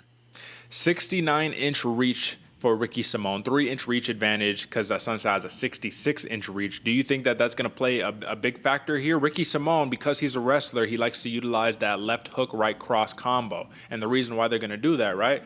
Left hook, right cross, transition to a double leg, right? It's all right there in the money. Combinations, mix it up, right? Do you think that's going to play a factor here in this matchup? I think so, especially because Ricky Simón's going to want to keep Assuncao away from that power until he's willing to get underneath and shoot that shot, man. Ricky Simón has kind of almost the perfect game plan going against Assuncao. My question is, Derek, do we see an upset where Assuncao actually hits a submission? His ground game is very talented. He just doesn't like to use it, or hasn't used it, at least recently anyway. Do you think it's possible for the submission to come from Assuncao, or are we just going to see a pressure wrestler grinding it out on top? Brother, I think it's 1,000% possible for Assuncao to pull up a submission. That's not even a question. I think that Ricky Simón's wrestling, though, is so good, he's going to be able to kind of stave off that submission, the submission game of Assuncao. Here's the thing, man. When you get put into a half guard and your back is against the cage and you have no room to move your hips or hip escape or do any of that stuff, tough to throw up anything, you know what I mean? It's tough to submit somebody when, it's a close, it's like you're on top control and it's a closed guard situation. It's tough to submit somebody unless you can retain your guard and then you can get those hips moving, throw up an armbar, triangle, omoplata, whatever you need to throw up. I just think that the best type of submission attempt is going to come from Assuncao in a scramble. I think that's his best shot. I think when Ricky Simón is pressuring on top of you, if all these other dudes couldn't do it to him, what's going to make Assuncao do it to him? If Ricky Simón was able to just smash Raoni Yaya and win that way, what's really the difference in this fight other than Assuncao has a big right hand and a little bit better striking? Do you feel me when I'm saying those are two very comparable fights? Yeah. I mean, pretty comparable. I would say Assuncao striking is a little bit better than Raoni Yaya's, but yeah. But in terms peaches on that one. In terms of submissions, exactly. In terms of Go ahead. In terms of the submissions, 100%. I agree with you totally on that one. Yeah. Very comparable, very close. Maybe we might see one early round, but I think Ricky Simón has this one going, man. Yeah, man. So don't count out Assuncao. This is not like, Ricky Simón just a lock to win, because I think Assuncao is I think it's too big of an underdog line here. Plus 230 is pretty massive for Raphael Assuncao. The only thing that could make me think that the odds makers are like, yeah, this man's done is 3 straight losses, and then you get knocked out and you're 39 years old. Ricky Simón is a fresh 29 in the prime of his career, hungry dog. I think that's why the line is this way. However, don't count out Raphael Assuncao, but I do feel confident in Ricky Simón. So I'm going to go Ricky Simón, decision victory. He's going to wrestle fuck him to death, you know what I mean? It happens. It's the name of the game sometimes. And when you're as skilled of a wrestler as Ricky Simón, why would you not? That's really the question. Like, why would you not utilize that game plan? So, Ricky Simón, UD, the over and under is 2.5, so I'm going over on that one. What is your pick? Over, under, all that good stuff, AJ? I agree with you, Derek. You cannot count out Raphael Assuncao on this one. I almost went with the Fountain of Youth, man. I think, it can happen. We've seen it happen a lot before. But to be honest, I think Ricky Simón just has the style to get it done, man. He's a grinder. He's gonna put that pressure wrestling to work. Even though I would say Assuncao has a little bit of advantage on the feet, I just don't think he's going to be able to get to use it going forward. I'm going Ricky Simón, and I'm going with the over. I'm going by decision. Nice. I think this one's going to be a grinder. Deep waters we're going to see. I'm going with Simón by decision, man. Yeah, man, and that's the thing is that it's like sometimes it's like these are one of those where I'm like, damn, live dog and Assuncao, but it's 15 minutes, and what are the odds of someone keeping it on their feet for 15 minutes as opposed to someone just getting them on their back? And regardless, because we saw it in the Jordan Levitt fight against Puelles, right? You could play jiu-jitsu all day long. That's not going to win you a round, though. Because the judges are looking at it like, you were on bottom the whole round, so you lose. Doesn't matter how many submission attempts you throw up, how many transitions, how many beautiful hip escapes, retain your guard. It doesn't matter. So, unfortunately, I wish the rules were different, but that's the rules, and I think Ricky Simón ended up victorious in this one. Move on to the next one, AJ, and I'm really excited about this fight. I'm really, really excited about this fight, man. Amanda Lemos, number 11. She's a minus 360 favorite with the plus 280 comeback for Overkill. Angela Hill, ranked number 12 in the women's strawweight division. Now, I get it, AJ. I get it. For all the reasons on paper, Amanda Lemos should win this fight. But I think that Angela Hill is going to make it a lot closer, if not get the job done in this fight. So that's an early reveal to my pick. But here's the reason why. So let's look at the last 3 fights for Amanda Lemos. Or actually, let's look at the last 2. We have Montserrat Ruiz, right, a very small 115er, and Lavina Souza, a very, very small 115er. Souza is no longer with the UFC, and Montserrat Ruiz, I think she only has 2 fights in the UFC anyways. She knocked them both out in the first round, man. her boxing is wicked. Her straight shots are ridiculous. Power feels like it's on another level at 115 pounds. But those are two fighters who didn't necessarily maintain the skill set that an Angela Hill does, a master Muay Thai striker. Angela Hill, who hasn't had the opportunity to fight somebody who wants to pretty much keep it on the feet in her last 7 fights. She's fought wrestlers 7 fights in a row because that's how good of a Muay Thai striker Angela Hill is. They have to feed her that different complement and style. But then here's the other thing, man. If you go back a fight prior, so I think her name is Mizuki Inaui, so apologies for butchering the name. Lemos, she got the job done too, but she had to utilize some of her other skill set. What is that skill set? She's a really good grappler, dude. She's a really good grappler. However, ego sometimes doesn't allow us to use the things that we're best at. We want to maintain, I'm a better striker. Lemos is on a 2-fight knockout streak. She has 7 knockouts in her 10 wins. Well, guess what? If that's going to be a striking matchup, you're in for a long night with Angela Hill. So let's talk about it, brother. Because I saw the eyes open wide, does my explanation make sense for why the odds makers probably have it this way? Or do you think that this is skewed completely wrong? What do you think? No, I expected Lemos to be the favorite, especially off of her streaks and off of how she's going. The way she fights, her style. I love her fighting style, man. Very snappy, crazy power for the 115-pound division. Very accurate, very much one of those snipers that we like to see in the UFC. I was just not expecting a 360 to 280 dog for Angela Hill, man. Yeah. That's kind of a little surprising. I was expecting a little bit closer, that 210 to maybe 110, somewhere around there. Interesting though. I mean, Angela Hill, you cannot count her out at all. We've seen the resurgence. She's gone twice. This is her second stint in the UFC. She's finally getting the recognition she deserves. And what I like most about Angela Hill is her brain, man. The way she analyzes things, the way she breaks things down. She's very talented in there. It's just taken in the women's division. I mean, she's 13-10, almost a little bit above that 500 mark. It's just taken her a while, but she's finally getting the respect, man. Great pressure. Cannot doubt this girl. Improving ground game, but a very, very nice Muay Thai style striking. And that's what we're going to see, man. I'm excited for this kickboxing match. We might see some ground game going if one of them gets hurt or they decide, you know what, I'm going to take the quote-unquote easy path. I don't think it's going to be an easy path for either of them. I think both of their ground games are improving immensely, and we're going to be able to see some crazy Muay Thai coming, man. I agree. I think Angela Hill is going to need to maintain a bully Muay Thai style if she wants to be victorious in this fight or have a good chance in this fight against Lemos. And the reason why is because when you let Lemos plant her feet, she has this Muay Thai stance too, but she has this wide stance, right? And she's just ready to just, right hand down the pipe, body kick. Everything is just like from a set motion though, right? So it's like you're in a set motion, everything power behind it, right? But when can't you do that? When someone's putting you on the back foot, making you move a lot, right? And I think a lot of these fighters have given her too much respect, right? You see Lemos backstep straight right down the pipe, right? You see her, when she gets bullied on, she starts winging hooks. So it goes from straight shots to hooks. And I think that's Angela Hill's best chance to get her close, get her in the clinch, and utilize her Muay Thai. Because Angela Hill has a nasty Thai plum, nasty knees out of the clinch, man, nasty elbows. Close range combat is Angela Hill's specialty. The thing we need to worry about is that she doesn't get too overzealous. I don't remember if it was the Yoder fight or if it was one of these other fights, but Angela Hill, she grabs a Thai plum. She goes up for the knee. In Muay Thai, you're supposed to do the switch knee, so you're basically like one foot is going to be off the ground and the other one is going to be momentarily off the ground. Well, she got basically tripped, swept, like as soon as she took that balance off, and that's what she's going to have to be careful for because Lemos can just hold her down for a round, I do believe. But then again, we've yet to see.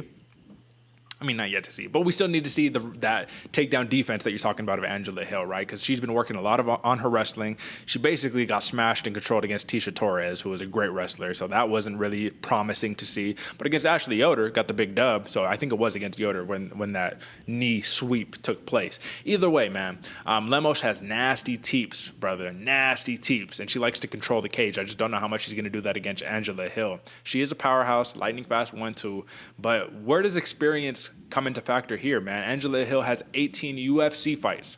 So she has more UFC fights than Amanda Lemos has fights in general.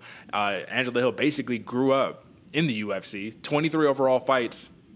I mean, listen, 18 in the UFC. Where does the experience come into play here? I think it comes into play in the game plan, man, in that mental, and in that what I'm talking about. I like most about Angela Hill. She sees what is Amanda Lemos' best at, and knows not to do this, not to fall into the traps. Yeah. I want to push back a little bit on what you said about the fact that when Amanda Lemos is on her back foot, normally 100%, yes, I agree with you. If you're on your back foot, you don't have that same kind of power. But we saw in the, believe it was the Conejo fight, Montserrat Ruiz, Conejo, whatever her last name is, that the fact that she was coming in on Amanda Lemos, and Amanda Lemos was literally just no power, literally just right out from the gut, just I'm just messing up the words, clipped Montserrat right on the chin, and that was the start to the finish. I don't think you can be entering in too aggressively against Lemos because she has the accuracy to make you, punish you. But Angela Hill, that experience factor comes in there where she sees that and she goes, okay, I can't just A to B this girl. Yeah. I have to come in, throw that slip, throw those rolls, and then come in and then pressure her going forward and then put her on the back foot. Because if you're allowed to pressure her A to B and she has that quick right off the bat, that's when she's most dangerous. But after that one flies, then I can see Angela Hill using her experience to keep going that way. So very close, but still. So let me just clarify on what I was saying, because I do agree that when she has that back step counter, that's when Lemos is still dangerous, but you could still stay planted there, right, when you just do that back step counter. But when someone is on you, and I'm talking about you're moving backwards, you're backpedaling, you don't have that pop, and she has to sit down on her shot. So I noticed this every single fight, especially the Mizuki fight. You saw it very clearly. Mizuki was a pressure in her, man, because she's a good grappler. So she's in her face, all that, right? And what does Amanda Lemos keep doing? The same combination time and time again. No straight uppercuts, none of that. It's this. Big hooks this way. And she just keeps winging them, but she has to plant her feet and then throw the big power shots. She's not I'm going to touch them up, and while I'm on the back foot, just not moving like that. Everything has to have that big power behind it. So I do agree with you absolutely. If she could do that one step back, it's kind of like the pull counter, right? So this typical pull back, boom, right over, come on. That's obviously going to be right there. Hill has to maintain that, but I think that if she could stay in her face and keep her moving on her back feet, I think it's just going to be tough for Amanda Lemos to do that same devastating style offensive approach that she does to these couple of other fighters. And let's be honest, AJ, this is how I just want to cap this one off. Let's be honest about this. Let's look at resumes, right? Notable wins for Amanda Lemos. Lavina Souza, Miranda Granger. Those are like the notable wins. For Angela Hill, you got Ashley Yoder twice, Loma Luke Boonmi, Ariane Carson Alasi. But if we're talking about just experience in her last five, Tisha Torres, Ashley Yoder, Michelle Watterson, Claudia Gadelia, Loma Luke Boonmi. Like, we're talking killers in the women's strawweight division. Lemos, she just hasn't had that competition yet. She is coming out of Jungle Fights, same promotion that Amanda Hebos is coming out of. But either way, experience, I think, is going to be the key factor here. So let's go, man. Who wins? Why? Over and under is 2.5 rounds. Where are we going? You go first. I agree, man. I think the experience factor definitely lies with Angela Hill. She's seen it all, done it all. But, man, I'm rocking with Lemos on this one, man. I think it's going to be another flashy KO win for her. I think she's continuing her finishing streaks. And I'm going Amanda Lemos KO round 2. What was the over? What was the under? The over is 2.5 rounds. Okay, yeah, man. So I'm going with the under just barely, though. I'm going KO round 2, early KO round 2. Right in there for the under, Amanda Lemos. And it feels bad because I'm a huge Angela Hill fan. Right. I got to preface it before I say that. I love Overkill Hill. And if Overkill shows up, it's going to be a lot harder of a fight than I'm leading on. I'm rocking with Amanda Lemos, man. I think she just has the snappier, stronger striking. And if she catches Hill, it's going to be a rough outing. Who you going with and why? So on paper, like I said earlier, I think Amanda Lemos has all of the intangibles, all the skill set to win this fight, especially if she just decides I'm going to make it boring and I'm just going to grapple and I'm just going to lay on Angela Hill for 3 rounds. I think that could be her best path to victory. But I'm going with Angela Hill because of the experience here. I think Amanda Lemos is the shiny new toy that we all like on the block. You know what I mean? It's like, oh, look at this person, but we forget about the people who have been made in the trenches, the people who have basically built the division, the people who have been in this division forever, has fought everybody. Angela Hill, man, she's never been knocked out in her 23-fight career. Never, not one time. She's been submitted twice. She's lost 8 decisions. She's won 8 decisions, but she's never been knocked out. And if I go down the hit list of people she's fought and none of them could knock her out, I have a hard time believing Amanda Lemos is just going to come in and just starch Angela Hill. I think that's what a lot of people are expecting too, honestly. I think they're expecting Lemos to come in, land that 1-2, and it's just the end of the night. But I think Angela Hill in rounds 2 and 3 is going to take over round 1. I'm already putting it right now. If I could bet on who wins round 1, I say Amanda Lemos wins round 1. I'm giving rounds 2 and 3 to Angela Hill. I just think the intangibles, the experience is what gets it done. This is my long shot pick right here, though. Plus 280. I lied earlier. I said Henry Hunsucker was the biggest underdog. Angela Hill is actually the biggest underdog on the card, folks. So with that being said, you could pick my pick. You could pick AJ's pick. May the best man win. But I'm going live dog here. If there's anyone that can be a live dog, how could you not pick Angela Hill in this spot? I'm going Angela Hill, unanimous decision win, and I'm going over 2.5 rounds. So that's that for that one, AJ. That was an interesting one, though. I think this is a very intriguing matchup and has high stakes in this women's strawweight division. Co-main event, AJ. And I honestly, believe it or not, I don't have too much to say on this matchup. I think it's going to be a fun matchup, but it makes me interested. I'm curious about this matchup. So we have Stephen Wonderboy Thompson, minus 230 favorite with a plus 90 comeback for number 10. Remember the name, Belal Muhammad. AJ, why is this fight taking place? And the reason why I ask you is, yes, Thompson, he just lost against Gilbert Burns, right? But who did he beat before that? So he lost against Darren Till. He beats Anthony Pettis. He lost against Darren Till. He gets knocked out by Anthony Pettis, He beats Vicente Luque. He beats Jeff Neal, and then he loses against Gilbert Burns, right? So you're like, okay, you're in that middle of the pack. You're going to have to fight somebody. Most likely, you're just going to have to fight Belal Muhammad. It just kind of is what it is, right? But what makes this fight any different than the Vicente Luque fight? If anything, I think Vicente Luque is a better version of Belal Muhammad. So this is just Vicente Luque fight 2.0. And we already saw Thompson basically be too much and pick apart Vicente Luque over the course of 3 rounds. So much love for my man, remember the name. I think Belal Muhammad is a great talent. I think he got done very dirty in that Leon Edwards fight. I think a rematch should have taken place because dude got his eye poked in halfway through his fucking brain. But at the end of the day, this is a win. I think this is just like this might be the UFC doing a favor for Belal Muhammad, saying, we're giving you the shot, buddy. Now you get Stephen Thompson. We gave you number 3. Now you get number 5. But for Stephen Thompson, I don't know what this fight does for him. So that's the only reason why I'm a little confused. This is more, I think, him saying, I just want to be active. So just give me somebody and I'll fight. Do you agree with that sentiment? I agree 100%, man. I think if anything, this fight is solidifying Stephen Thompson as that gatekeeper. If not solidifying, slipping him into that role of like, all right, dog, now you got to fight. You know, you had a couple really good wins, a couple losses. Yeah. You lost that one to Burns. You're kind of in the back of the pack now. You need to get a couple more to maybe even have another shot. But it's really solidifying him into that gatekeeper position. And you know, he has a tough opponent against him, man. No disrespect to Belal Muhammad, but I agree with you with that Vicente Luque output. If this goes to points, if this goes to decision, that's Stephen Wonderboy Thompson's game, but that's also Belal Muhammad's game. He's very much a pressure style fighter, going to keep popping the 1s and 2s, and you just can't do it against a guy that is literally the pinnacle of karate style striking. And like I said, no disrespect to remember the name Belal Muhammad, but I don't really see as much promise or as much prowess that Belal Muhammad can have going forward. If he takes Stephen Wonderboy Thompson down and controls him, then that'd be crazy to see because not a lot of people can do that. Not a lot, man. And this is a really big litmus test for Belal Muhammad coming forward because if he can get this done, huge implications. He's going to be jumping right up. Yeah. But what does it hold for Stephen Thompson? Not really much besides not losing what you have, which I mean, it can be a good thing, you know, not losing what's already yours. It's a good motivation to fight, but at the same point, you don't really have much to gain. Yeah, this is a treading water spot for Wonderboy Thompson, it feels like. But for Belal Muhammad, let's talk about how he gets the job done if he can. I say he has to jab his way inside, work his boxing. He has phenomenal boxing, phenomenal footwork, and phenomenal head movement. That's one of the points of Belal Muhammad's game that I really like, is that he's just kind of dipping, you know what I mean? Moving his feet, jab, right cross, kind of doing that same thing, jab, right cross, double against the cage. His cage wrestling is phenomenal. His top control is phenomenal. But that's him taking the approach. I mean, that's the classic Belal Muhammad style right there. But he needs to take the approach of a Gilbert Burns if he wants to win, which is just stay on the grappling.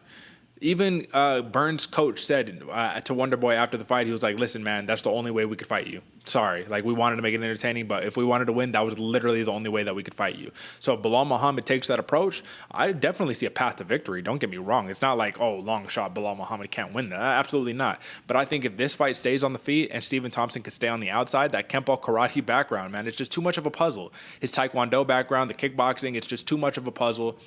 The calf kicks, though, are what I wanted to ask you about. Because when I watched back the Luque fight for Stephen Thompson, I thought I remembered in my head, oh, yeah, he was able to avoid the calf kicks. Nah, man, he just ate them. He just said, like, all right, I'll just eat the calf kicks. Belal Muhammad has great calf kicks, very slick, can cause a lot of trouble. My question to you is, do you think that that is going to be a primary strategy for Belal Muhammad? Stay on the outside, beat up the leg, then work his way inside, take him down, or do you see another approach? Because to me, these are really the only outcomes that I can visualize in my head when I think about it. What do you think? No, I'm with you 100%, man. It was like we were reading out of the same journal, brother, because exactly that. And it's hard as that karate style because you need to be a little heavy on the front foot, a little heavy on the back because you're bouncing. You're bounding in and out. You're staying in that mid-range to where things you can attack or you can evade. You know, you could be both sides of the coin. But when you're heavy on that front foot and you're planted on that foot and then Belal Muhammad comes across with that calf strike, it hurts. You don't really check it because you don't have time. You don't have that bounce. You're not light on the foot like a Muay Thai style is to where you can just turn that foot out and then check that kick. So I can see the leg kicks, the low calf kicks working for Belal Muhammad. If I was him, that's exactly what you're doing. You're spamming those leg kicks as Stephen Wonderboy Thompson's bouncing in and out, work that long jab, and then get under there. Go the Gilbert Burns approach because it really is the best blueprint to beat Stephen Thompson. It's rough. I know it's going to be if Belal Muhammad, this is going to be a boring fight. But hey, take that check, brother, all day long. You know, you got to win above all else. But against Stephen Thompson, where he just had a fight where that was done to him, and now he knows, oh, that's the blueprint. It's the only way to beat me. Okay, what do I do to combat that? Stephen Thompson's a pro. So it's going to be a very hard uphill battle going forward. But I think that if Belal Muhammad wants to get it done anyway, it's going to be spam those leg kicks, shoot that jab, and then shoot that double leg, control it on the ground. Great game plan. And then if you're Stephen Thompson, just do what you keep doing and, you know, work the Kempo karate, brother. Work it. You know what I'm saying? Keep him at range, keep him at your distance. And listen, it's just that jumping in attack, man. He's so quick. And that's I use a little bit of a modified karate stance in when I do a jiu-jitsu, man. And it gives people fits because they don't really know. It's so easy to hop in and out, right? They're trying to grab for you. You just hop out. You know, they're not ready. Their feet aren't set yet. You just hop back in. You know, it's just that karate style is a beautiful thing if you know how to use it right. And for Stephen Thompson, I do just want to point out he's only been knocked out once in his career. He has a massively underrated chin. I think his chin is one of the best attributes that he has because Vicente Luque rocked his ass a couple times. And Vicente Luque, he had to walk through some shots in order to give some shots. So Belal Muhammad's probably going to have to do the same thing. If there's anyone that can get it done, AJ, I'm not going to lie. I think Belal Muhammad is cut from the cloth of fighters that can get the job done against Stephen Thompson. It's just a matter of how it shakes out in the cage. Because on paper, clearly, we already have our assumptions. And my assumption is that Stephen Wonderboy Thompson gets the job done on points. I'm going over 2.5 rounds, sticking with the minus 230 pick. I think this is a pretty safe pick in all respects to all the others, but I think it should be a fun co-main event either way. So I'm going Wonderboy. I'm taking the over on 2.5 rounds. Where are you going, brother? I'm with you, my brother. Exactly. Stephen Wonderboy Thompson by decision. It's just when you're playing a game of points, that's Stephen Wonderboy Thompson's game, man. And don't get me wrong, Belal Muhammad can get it done, and I agree with you. He's cut from that same exact cloth of the ones that can get it done. But is he that cloth that we're going to see? We'll see as fight night comes, man. Every dog has their day, so it can happen. Absolutely. And like you were talking about Angela Hill, how she does some analyst work and she has a good mind for the game. Belal Muhammad does as well. I think he has a very, very good mind for the game of mixed martial arts or the sport, the fight game, all that good stuff, you know. So, all right, brother. It's time. I know you've been waiting for this the entire show since we started recording. Hearing Chris Daukaus opening up as a minus 140 favorite against the Black Beast Derrick Lewis. Now, we were talking about building up prospects. We were talking about fast-tracking prospects. AJ, you get a knockout win over Parker Porter, Rogerio Nascimento, Alexei Oleinik, and Shamil Abdurakhimov. You knocked them all out within first round for the first three. It was a second round TKO for the last one in Abdurakhimov, and then you get fed the Black Beast. I'm not even hating here because it's all love for the Daukaus brother, especially Chris Daukaus. But this seems to be a little bit of a jump up in competition, a little too much of a jump up in competition. Like Derrick Lewis, like you get the dude who is clearly solidified in that number 3 spot. Like, yeah, you might not be able to get past Gane. You might not be able to get past. Well, he did beat Francis already, so you know what I mean. But that was Was that a fight? I don't know what we call that. But basically, so we're clearly in that number 3 spot. Nobody below number 3 really has a good chance of beating you. Curtis Blades tried. He got knocked out into oblivion. Come on. So they say, okay, we'll give you Chris Daukaus. What is the thought process behind this? If he wins, he's a star. He's an absolute star if he wins, especially if he can knock out Derrick Lewis. But if he loses, isn't that kind of the same thing you were talking about, where it takes a little bit of sizzle off of that, fighter that you have? What do you think? I agree with you, man. I love this fight. Like, for a Daukaus fan, and I'm actually, it's hard to say whether I'm more of a Daukaus fan or more of a Derrick Lewis fan. I love them both. I love the style of Chris Daukaus. I love the style of Derrick Lewis. This is going to be a very interesting fight. Hard to choose either way for me. The heartstrings are pulled both directions. But, man, what does it do for Chris Daukaus? Great things if he wins. Not necessarily the best things if he loses, man. He kind of sizzles out. He sits in that middle position of like, okay, and it's kind of the problem with what we're having with the heavyweight division is that upper elite, those top 3, they're kind of just mixing them up between each other. And then everyone else below that is just fighting for a chance to maybe fight one of those top 3 and not necessarily has a solidified 1 through 10. It's a very packed 1 through 3, and then it's a kind of a mix them up after that, kind of who can go where and who fights best that single night. A little rough. I would have honestly preferred a little bit slower of a path. I know I was talking shit before, but I would have preferred a little bit of a slower path that Tom Aspinall is taking to Chris Daukaus, because if he loses, man, and it's the same thing exactly happened to his brother Kyle, where he was winning, and then I believe it was Phil Hawes took him out. I could be wrong. I don't have the notes in front of me. But, once he had that one loss, he kind of just sizzled out a little bit and became a middle-of-the-pack fighter, and that's what we don't want to see happen to the Daukaus bros going forward, man. Yeah. Very interesting fight. Going to see how this unfolds. I do think Chris Daukaus has the style to get it done. He's a little bit lighter, a little bit more of that new breed that we've been seeing, which Derrick Lewis has a little bit of trouble with. But all you need is the pinky from the Black Beast, and this dude is going to sleep. Well, that's kind of my thought process on why I'm surprised that Lewis is a plus 120 underdog here, because I'm just like, so y'all just forgot. Y'all forgot what this man is capable of. He loses a fight against Ciryl Gane, who is clearly that pinnacle of the hybrid heavyweight, who is giving everybody trouble. Everybody that is just saying, Ciryl Gane can't get past this guy. He just gets past everybody. And not only did he get past Derrick Lewis, man, he stopped him. But then again, it also seemed a little fishy, that stoppage. And don't get me wrong, it's not like Gane wasn't putting it on him, but I don't know if it was a knuckle in the eye or something, but it looked like Derrick Lewis was reacting to like an eye poke, or like just that knuckle hit him in his eye, and he turned his back. He completely turned his back to Ciryl Gane, and that led to Gane putting a couple more shots on him and then calling the fight. But it wasn't a dink, Derrick Lewis, he's out. It wasn't one of those. So still, is Chris Daukaus as fast as Ciryl Gane? No. Is Chris Daukaus as elite of a fighter as Ciryl Gane? No. Is Chris Daukaus a very entertaining man who uses a lot of flurries to open up and smash his opponents? Yes. Is he as fast as a middleweight? Yes. I think so, man. I think he got that middleweight, light heavyweight speed. Does he have that heavyweight crack and power? Absolutely, brother. Absolutely. So there's a lot of good things going, in my opinion. Now, you might push back. There's a lot of good things, in my opinion, going for Chris Daukaus in this fight against Lewis. But to look at the Gane fight and say, Chris Daukaus is just going to emulate what Ciryl Gane did, I think that's completely nullifying what Derrick Lewis has done in his career and negating the fact that Ciryl Gane, let's not forget, he was running for his life in that cage when Derrick Lewis was closing in on him in those early rounds. So one thing that I've noticed about Chris Daukaus, AJ, and please give me your feedback on this one, he takes shots and he needs to open up to really get the job done. So you'll see oftentimes, man, it's not one shot, 2 shots that does it. It's 4, 5, 6, 7 shots. If you look at his significant strikes landed per minute, it's 9.03 at a 53% clip. High volume striker. And when he got Shamil Abdurakhimov, he was kind of getting, how would you say? He was fighting a Abdurakhimov's fight in that fight until he got the KO. So we really saw, once that kind of higher level of competition came, the success of Chris Daukaus stalled just a little bit. It was a much slower paced fight. Do you have any pushback on what I just said? Do you think there's anything that needs to be analyzed in my assessment of Chris Daukaus into this matchup? No, I agree with you. I do think he has the style in which to get things done. Maybe he's not that elite, just like Ciryl Gane.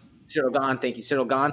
But he's very much right there. He's that same kind of style of fighter that has the advantage of Derrick Lewis. The problem against that is Derrick Lewis is an absolute war horse. Like, this dude can just take anything you can throw at him. And the problem with the style that Daukaus has in those punches, in those 7, 8, 9 punches combinations, that's where you leave yourself open. And that's exactly what we saw against Derrick Lewis and not Alexei Olenek, with the tall dude. What, Volkov? Volkov, yes, Derrick Lewis Volkov, where he kind of opens himself up and then just gets cracked over the ear one time, and it's all over. And that's the scary part about Derrick Lewis, man, is that he's never out of it. Literally, till that last bell or till you put him to sleep, this dude can always come back and hit you harder than you hit him, and then he can eat them all, dude. He literally, body shots, chin shots, doesn't really matter. Derrick Lewis can handle it all and handle his business. It's just, I do agree with you that the style of Chris Daukaus leads you to think like, oh, this guy can get done. I can see why he's the favorite going forward, even if it's not necessarily as justified or as blatant, black and white on paper as you would think. Well, let's not forget that Francis Ngannou was afraid to let his hands go. And I'm using that word very carefully and gently. He was afraid to let his hands go against Derrick Lewis because that's how much of a threat in the hands Derrick Lewis has. His power is ridiculous. Arguably, it's Ngannou, Lewis. And some people would have that switch. Some people would say it's Lewis and Ngannou, which is a crazy thing to even fathom. But nonetheless, that's how astronomical this man's power is, right? So with that being said, if Francis Ngannou was a little afraid to let his hands go against Derrick Lewis, I would imagine that Chris Daukaus is going to need to be very careful, because all it takes is one. Like you said, it just takes the pinky. You just land it, just clip him a little bit. Let's not forget, when Derrick Lewis uppercutted Curtis Blades into oblivion, he hit him with his wrist. It wasn't even his hand, man. He hit him with the wrist. Just, sleep, done, So I just think that in this spot, 79-inch reach, 3-inch reach advantage for Derrick Lewis over Daukaus. This is kind of like Ngannou versus Meerschaert in a way, right? In a tiny way, in the way where if Daukaus could stay on the outside and just tap up Derrick Lewis for 5 rounds, he's going to win the fight. But what did it take from Ngannou? One left hook. That was it. And then Meerschaert was done. So I just think that for Chris Daukaus, you have to play it safe for 5 whole rounds. For Derrick Lewis, you just need to land 1. I like the odds there. However, we said the same thing against Cyril Gane, and Cyril Gane got the job done. But Cyril Gane, once again, he was much more careful in rounds 1 and 2, where he was running away from Derrick Lewis when things got into that hot spot. Once he started picking him apart and getting his confidence, then he was like, oh, okay, I'll stand right in front of you, da-da-da-da-da. But then again, Cyril Gane, with that kind of bouncy style that he uses, he's also able to evade, I think, a lot better than Chris Daukaus, who is kind of more flatter, trying to just kind of smash, I think that this is a great proving opportunity for Chris Daukaus, but I just think that Derrick Lewis, it's like, bro, we can't forget what the man has done. I know recency bias. We've been talking about it all show. But number 3 in the world, a dude who just challenged for the interim heavyweight championship, a man who I can't tell you number 3, 4, or 5 would be able to get the job against Lewis, and I definitely think number 7 is going to be a tough run for his money. So give me your opinion, though, man. What can Chris Daukaus truly do? In a very quick synopsis, a couple of sentences, what is his path to victory here against Derrick Lewis? Obviously, it's not going to be what Cyril Gane did, because Cyril Gane is the only Cyril Gane in the sport right now. But what can he do to actually get the job done? I think Chris Daukaus has to get it done fast and get it done early, my man. Literally just put it on him and not let Derrick Lewis have the moments of where he feels comfortable, because Derrick Lewis feels comfortable shelling up, taking the shots, and then just coming back with the crazy one. Let's not forget that Derrick Lewis is very, very fast and quick with the kicks as well. Like he's very deceiving in the fact that you think this big boy can't move, but this big boy is very, very fast. Yeah. So if Chris Daukaus is able to kind of get things going quick and not let Derrick Lewis have that little bit of advantage or a little bit of momentum going forward, I think that's his best way to get it done. I do see it happening on the feet.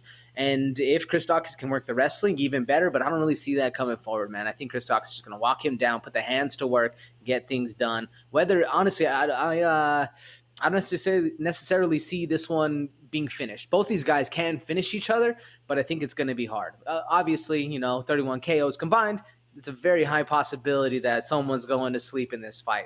But I think because there's so much of that going into this. I think if it goes to a KO, it's a coin toss. Either one of these boys can knock each other out. We might not see that happen, but if it goes to points, I give the gas tank advantage and the output advantage to Daukaus. But man, Lewis, just you can't forget that one-touch KO power. That's the only and it's a big asterisk. It's a massive asterisk that's saying that this guy, the gas tank is out there. But yeah. Yeah, well, that's the thing, man, is that I think that Chris Daukaus will have the better gas tank throughout 5 rounds, but Derrick Lewis maintains his power all 5 rounds. We saw that in the Volkov fight, man. All it takes is one throughout the entire fight. The entire 5 rounds, you get hit once, it's going to be game over. So basically, what it comes down to here, my man, is an ultra-powerful striker versus more of the hybrid, the new age of heavyweights, and a loss against Derrick Lewis does not drop Chris Daukaus' stock substantially whatsoever, because I could tell you 25 other people who have lost to Derrick Lewis as well. This is nothing new. Let's not forget the man also, and it's a lot of let's not forget because there's a lot of recency bias, but let's not forget Derrick Lewis, didn't he break the knockout record in the UFC this year, right? 20 knockouts. I think he's the leader in the heavyweight division. Come on. So it would be real lame if this fight went to a decision, being that it was marketed as 31 combined KO. Somebody better go to sleep. And the over and under is 1.5 rounds. So AJ, it's time to go official. Last pick of 2021, brother. Over and under, who wins, why, 1.5 rounds. You go, brother. Who do you got? I'm going contrarian with this one, Derek. I'm going with the over, man. I think we might see not as much of a boring fight as we did with Derrick Lewis, Francis Ngannou, number 1. But, man, I think both of these fighters with the ability that both of them can knock your clock off literally all the way into the 12th row, I think there's going to be a little bit more cause for concern, a little bit of pause going forward, man. And like I said, if it ends between the buzzers, this one's a coin toss for me. But I think it's going to decision. I'm giving it to Daukaus, man. Okay. As much as I think at the beginning of the year, I said Derrick Lewis is going to be champion. Yeah. I'm a big fan of the Black Beast, man. And I'm going with the Daukaus bros on this one.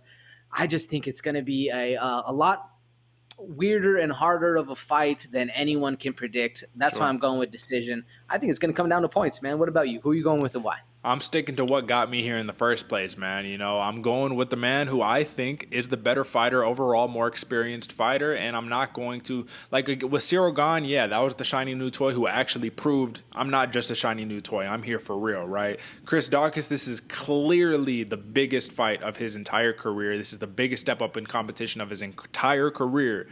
And let's not forget, Derrick Lewis's last 5. Ciryl Gane, Curtis Blades, Alexei Oleinik, Ilir Latifi, Blagoy Ivanov. All ranked fighters, you know what I'm saying, except Ilir Latifi, but he used to be ranked.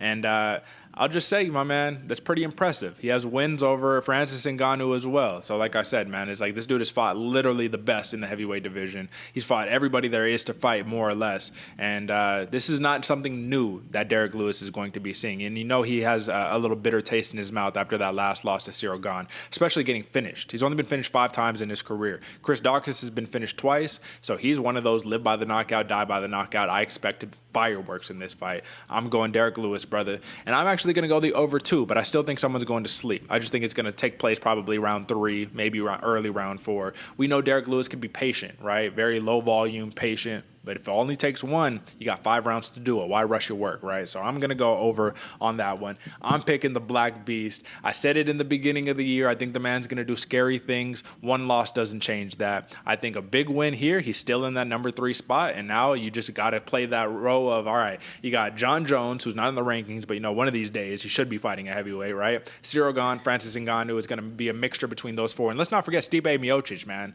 Put some respect on the damn man's name. This was the GOAT of the heavyweight division, who I guess nobody cares about anymore. But I'd still like to see a Derrick Lewis versus Stipe Miocic fight. I think that'd be a fun fight too. Either way, that is the pick right there, folks. So if you enjoyed the picks, not just today, but for the entirety of the year, drop a like, subscribe, all the good stuff. That was your main card right there. But you know we have one last piece of business we need to take care of, my man, and that is the fight of the night. A lot of places you can go here, my man. We've talked about a couple potential fight of the nights already, but I want to know, who do you have officially? This is the final fight of the night of 2021, brother. Make it count. Who is your fight of the night? Man, there are so many places we can go, man. And honestly, as much as I want to choose somebody on the prelims, I think it's going to be that first fight of the main card. I'm going Darren Elkins versus Cub Swanson. I think this one's going to be a banger, man. Up and down. It's going to be crazy. There's a lot of places you can go with. So I'm looking at the card right now. There are so many people I want to choose, but I'm going with the damage, man. I think he just makes it always a dangerous fight. Same thing with Cub Swanson. You can never count out this dude's hands or his heart. Going to be very up and down. Going to be very bloody. I'm excited for this one. I'm going with Darren Elkins versus Cub Swanson as my fight of the night pick. What about you, Derek? Who are you going with and why? Well, normally when you take my fight of the night pick, I have another one ready to go. But this is such a banging matchup right here. I'm just going to double down. And I'm going to say, folks, if you didn't listen to AJ, you better listen. Listen to me. Listen to somebody on this program. Darren Elkins versus Cub Swanson's fight of the night in the makings right there. These are two dudes who love to scrap, who love to bang. And I believe, if I'm not mistaken, Darren Elkins says that Cub Swanson is going to start bleeding just by looking across the cage at Darren Elkins, right? So it's got some shit talking, some fear factor in there too, man. Come on, brother. Let's get it. I think this is going to be fight of the night, and I think it's going to be a lock for fight of the night unless something miraculous happens. You never know. There could be some craziness on the prelims, but that is your fight of the night pick. AJ, my man, listen, closing out the new year, right? Or I guess the end of the old year, new year to be soon. Closing out 2021 spectacularly, man. Ending on episode 103. Now, let's not forget, we're going to have one more episode before the end of the year. It's the post show breaking down UFC Vegas 45. That's going to be for the official fight breakdowns. Everything else is going to be the MMA awards. It's going to be future upcoming bouts for 2022. So definitely, this isn't the end of us, folks. Check in with us on Monday, 8 a.m. So Mondays and Fridays, 8 a.m., 12 o'clock p.m., right? Noon, right? For short clips when those things drop. So if you don't care about watching a whole hour and a half long program or whatever, you could go tune into the 5-minute segment that you like. We do have timestamps. There we go. We got them things below, folks. So listen, on YouTube, we got the chapter mark. So go skip ahead to wherever you need to skip ahead to. But we got that for you. Yes, I took it away for a long time, but we're back. We got it. You know what I'm saying? We give the people what they want. I'm listening. I got you, folks. I got you.